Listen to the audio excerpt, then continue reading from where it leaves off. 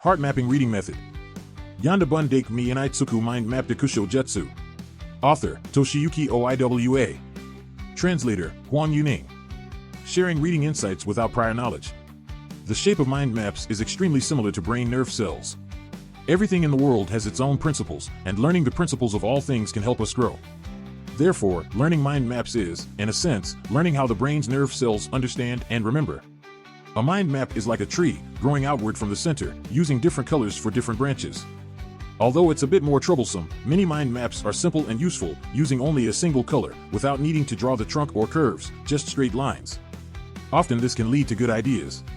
Since it's so simple and effective, why bother spending time coloring and drawing? This kind of mindset is probably quite common. First, let me ask a question. If an athlete only trains one arm, what would happen? The body would severely lose balance, with the trained arm and the opposite leg becoming abnormally developed. Why? To support the body in completing the arm training. If it becomes too severe, it can even affect walking and basic daily activities. Humans are inherently lazy and often choose simple and effective methods.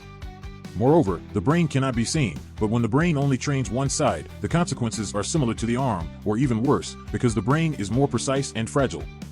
Color and images are managed by the right brain. When you only want to memorize language with the left brain, it's not much different from only training the left brain. The result will be an overly strong left brain and a weak right brain. Then you'll blame yourself for being stupid and unable to remember. In fact, using color and imagery in mind maps can help with memory. Conversely, some artists with an overly developed right brain may also experience brain imbalance issues, leading to strange behavior, although it may seem absurd and incredible. However, once you understand the terrible consequences of left-right brain imbalance, you may realize the reason behind these strange behaviors and not find them surprising. So, when you feel you can't remember things, don't be bothered. Use color, imagery, and create mind maps to exercise your right brain. You may discover that the problem is not with your brain, but with the imbalance in your thinking. The left brain is mainly responsible for language processing, logical thinking, and analysis. Specifically, the left brain is responsible for language processing, including speech recognition, word understanding, grammar analysis, and semantic understanding. Most people's left brain dominates their language expression and comprehension abilities. Logical thinking. The left brain excels at logical reasoning, mathematical calculations, and problem-solving activities that require systematic analysis. Sense of time and sequence.